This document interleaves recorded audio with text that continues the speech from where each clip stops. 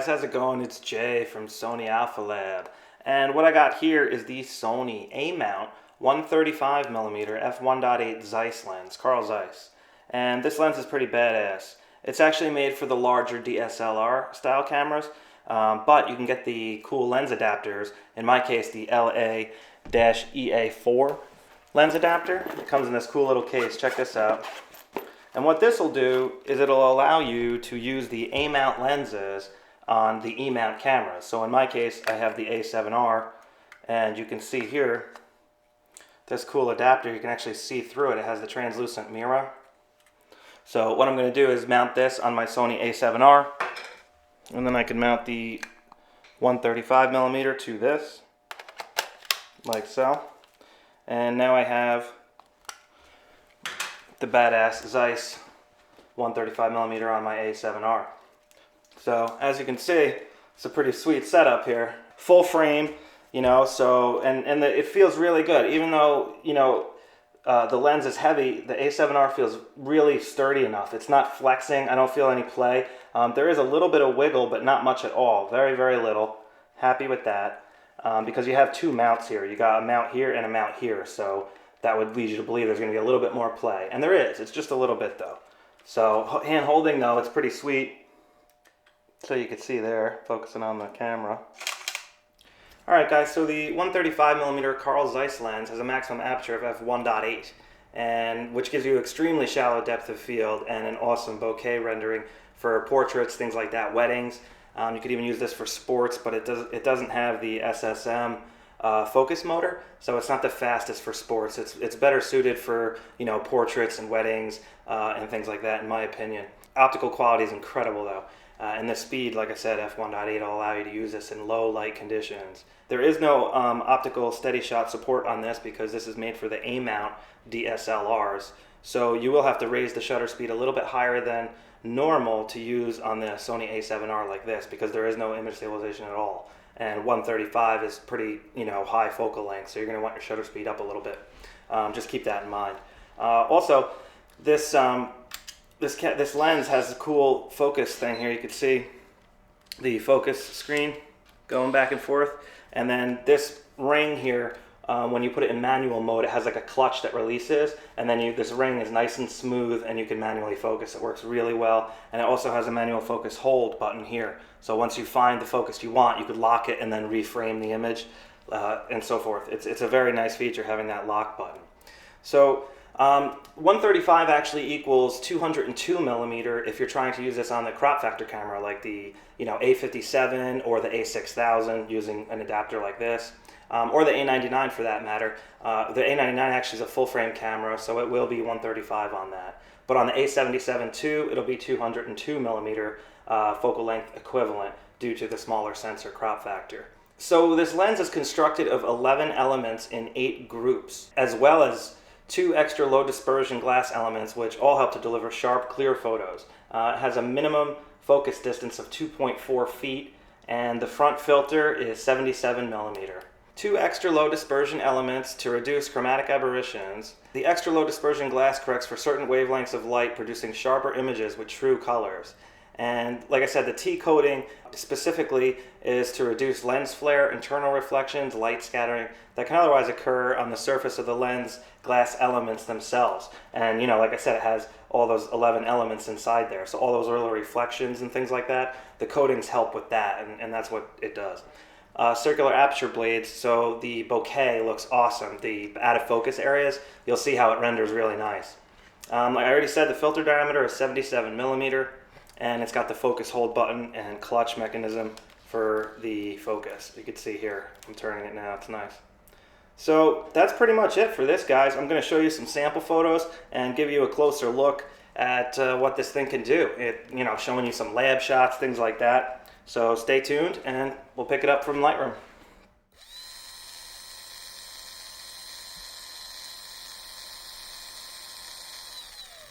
Alright guys, so here we are in Lightroom 5. And first I wanted to show you the f1.8 lab sample photo so you can see the light fall off and just, you know, how awesome the depth of field and out of focus bokeh area rendering is, especially with the lights here. Now I just wanted to also show you first, like I said, the light fall off. So this is a uncorrected RAW file straight off the camera, and here is a lens correction applied. So this is the Lightroom lens correction applied. It's a lens profile that you just have to check a box pretty much, and it does all this for you. So you can see a before and an after, and you can see the light fall off is significant, or the vignette, at f1.8. So now zooming in, let me show you 100% crop here. You can see just how sharp it is, even at f1.8. There's a little bit of chromatic aberration here. You can see the purple, a little bit of purple fringing there. A little looks good though over here on the high contrast areas, and that is with the profile applied. I'll go down to the dollar here, and you can see the fine twine and whatnot. And also note here the really fine stuff. So you can see it's just a little bit soft at f1.8, but still really sharp overall. I mean, f1.8 135, that's very sharp. Alright, so here's f2.2 in the lab, and if I zoom in on this, you'll see it sharpens up a little bit. You could notice on the crayons in particular, and also these little fuzzy things, pipe cleaners or whatever you call them. So you can see it's just a little bit sharper. Note here on the twine and the dollar bill. So this here is f2.8, and I'm just going to go quick so you can see how the bokeh changes. See that? You could also see the light fall off a little bit. Alright, so let me give you a closer look though at some f4. So I want to show you how sharp it gets at f4. Let me zoom in here and let you get a look at this now. Now you can see like all the little fine, fur. The paper on the crayons is much more detailed. And if you look over here at the strands of twine and the dollar bill, you can also see there's significant more detail. So the lens does sharpen up quite a bit at f4. I notice still at 135 the depth of field is unbelievably narrow. It's still only like 2 inches or inch and a half, whatever. You can see the color chart here is still rendering quite out of focus. And if we stop it down all the way to f16, so f16 you can see is really, really sharp. And you can see f8 is razor blade tack sharp. There's no signs of any fringing whatsoever. And, it's what you would expect from a pro Zeiss lens. The coins here look ridiculously awesome. But, this lens is very expensive, so you get what you pay for is the bottom line. And that's what I wanted to show you. Moving on, let's go check out some other real-world images, shall we? Here's a pretty cool shot. I just wanted to show you the insane depth of field. I mean, it's just awesome. And this lens is so sharp. I mean, this is at f2.2, and you can see all these little hairs on the flower. Let me do I'm just doing shift tab there to hide all the panels at once, and that's what's basically giving me this full screen effect. Just so you know, shift tab. If I do shift tab, all the panels come back. See that? Shift tab. But yeah, check that out. So now we got total full screen, and look at all these little hairs. I mean, it's just ridiculous. And like I said, I keep saying over and over, I'm sorry, but this is what you expect when you pay, $2,000 or approximately $2,000 for a lens. It's a lot of money, but it's absolutely excellent. Doing a studio test shot, there's really nothing special about this image in particular. Like I said, it's just a test photo, but I wanted to show you the awesome sharpness, especially when using a studio flash. Look at that. I mean, just incredible. And this is a RAW file, guys. A RAW file. This isn't a JPEG that's sharpened or anything like that. You know what I mean? So keep that in mind. And then again, just that killer depth of field. This is inside really low light, ISO 4000, and I just wanted to show you what the back of a chair. This is just the back of a chair, towards the top, and you could see, I mean, just that cool. It's like an X, depth of field effect. I just love the way that looks, and Zeiss is just amazing the way it renders. So I thought that was a pretty cool sample. There's one of Layla, and the baby's crib is in the background, but you could see it just it just butters right out, Here's another cool one. This is one of those standard, type of depth of field trick sort of photos. And but you could see Layla's face is like total butter, and her hand even, So I really like that effect. And here's a couch. This is just my couch. And you could see, how the fall off with all the like corduroy stripes. I thought it was a pretty cool sample photo, just to show you how it just renders to absolutely nothing so quickly. And full frame 135mm f1.8 will get you that effect. It's awesome. The minimum focus distance is pretty good on this lens too, which helps. Here's an image of my buddy Chubbs. Really sorry to tell you, unfortunately he passed away just the other day. It was part of the reason why it took me so long to get this review done, honestly. Chubbs is my buddy. Something with his spleen. His stomach bloated and flipped his spleen. Caused a lot of internal damage. But unfortunately, he was suffering and we had to put him down. But anyway, look how sharp this lens is. And I'm very fortunate to have these incredible captures of him. These were just taken a couple of weeks ago. And, this is on the deck and, like, the railing. I mean, it's unbelievable. You could take a shot on the deck with those awful railing posts in the background, and it doesn't even really affect the overall portrait, if you want to call it a portrait. You know what I'm saying? Like, it butters out so you can get a portrait almost anywhere with this lens. Here's another one. Look at this hamburger. Such a good dog. He was the best dog I ever had, gotta tell you.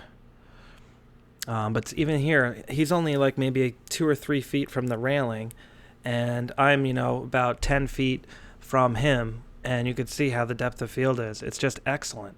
And the A7R is killer as well. All right, so I took this photo of this old container the other day, and I just like the colors.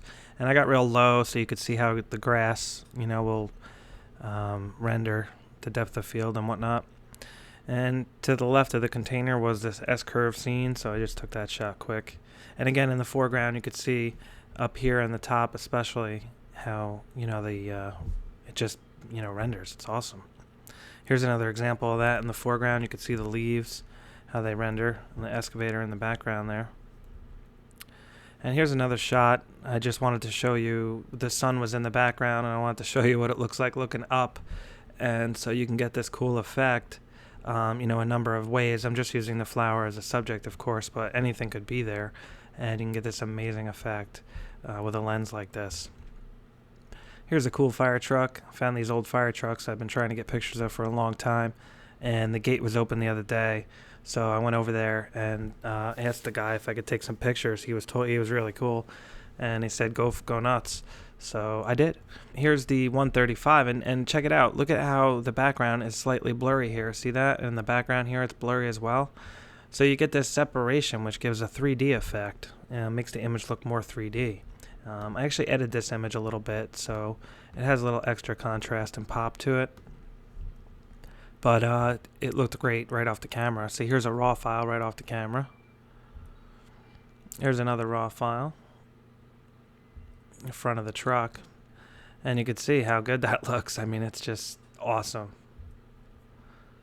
Here's the cool siren on this old fire truck. This one is actually edited. This is a TIFF file, so I did edit this one. This is a raw file. I just like the way the ladder's stacked and created those V's there. And the hose is on the back of some of these old trucks. Pretty cool. It's like a small hose. That was f2.8. I'm shooting at f2.8 now again. And here's the pump mechanisms and whatnot on the front of an old truck. Cool pressure gauge. And this truck was called Peanuts. And this is the siren. It's a cool, like, Ghostbusters looking siren. Here's looking inside the truck. The door was cracked open, so I was able to get this pretty neat effect with the lens like this.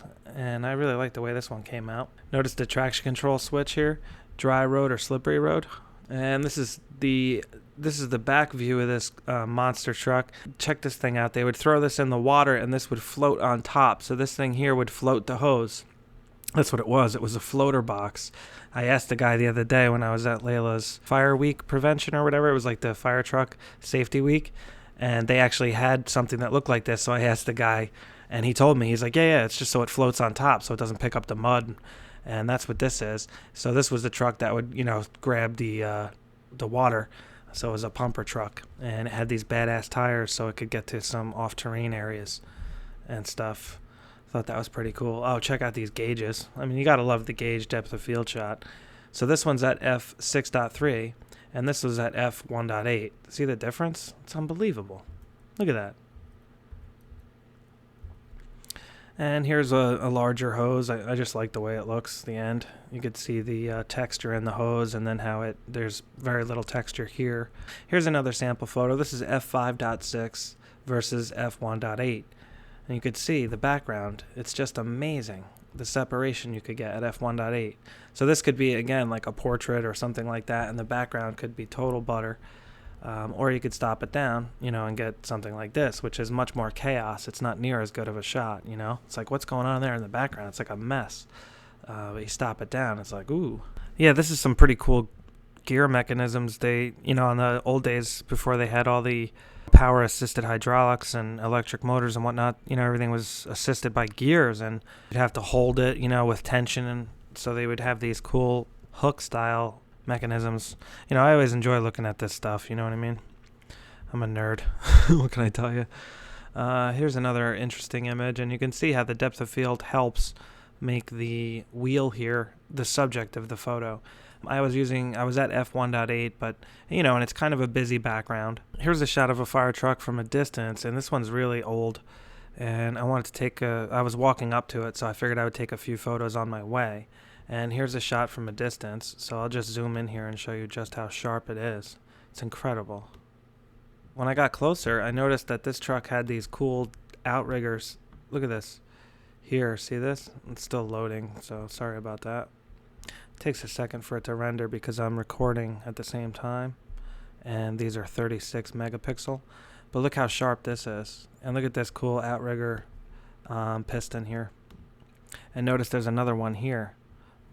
Comes down at an angle like this, swoops down and then hits the ground, and it's because it's a huge ladder truck, and it booms up really high. We're talking 100 feet or whatever. Whoops, sorry about that. So that's why there's these outriggers. It's got them in the back too. Pretty interesting. This one I thought was cool. It says Howie on the front. I never saw that before. This one was laying in the grass. I really liked the way that the background rendered and isolated the truck. It really created some pop here. If I do lights out by hitting the L key and then hit F a few times, you get the full screen here. And that looks awesome, I think. 135 millimeter, again, f1.8 gets you amazing shots. And here's the front of that Howie truck. This is where the siren is. I'm sorry, guys. I got so many photos, but I hope you enjoy looking at them because I do. These are really cool. I'm enjoying looking at them again. The front of a really rusty one. Some relief valve control there. And I thought this was cool, that it has the steel work here on the left. And you could see how it, the background just renders so awesome. A couple more here. Some cool lights. And here's from a distance. Couple more fire trucks. And I zoom in. This 36 megapixel detail is amazing. See that? It's a raw file. Here's a leaf, and this is the edited version. I actually edited this one. And we were playing some soccer. This is Layla's friend. Here's Layla. And look at the background. See the people back here? I mean, it's awesome. Here's Layla sitting on the grass. She's actually taking a break. And you can see the goal in the background. Here's the kids playing. And this is a cool scene. They got these boats down at the lake. They actually just put them away. This is a lake down the road from my house. Took this quick shot. And the highlights, the specular highlights, were really bright. So the image underexposed a little naturally. And here's an image of the same lake. Just there was a sailboat out there. And I just wanted to get a little further from it so you can see how the foreground here will separate and create a, kind of a 3D storytelling composition. And this is just a metal beam, angle iron that was rusting away and some paint was flaking off. And I like the extremely narrow depth of field effect that this got. And this is an old staircase, same thing. Looking up the staircase and get some cool effects. Here's some graffiti. Not sure what that means, but somebody tagged this area. took this photo, this weird S scene, and I put the pricker bush. There was like a pricker bush branch right in front of the lens, so you could see how you can basically be standing in the woods shooting and still get a good shot. Like it was camouflage almost. This one I edited, turned black and white. It's just a park bench. All I did was focus on this part of the wood to get this effect, and then obviously I turned it black and white in Lightroom. And this is the radar antenna on the front of the Blue Angels plane. This is a sculpture created by the artist Zach Max. And here's an image of Sandy playing with their big plastic ball. Here's a couple more soccer photos. Here's an image of my dad on the sidelines here. So this is at f2, and you could see the focus here is on his cheek on the left. Kind of missed it. But where it is sharp, it's sharp. I mean, look at his hair and all that.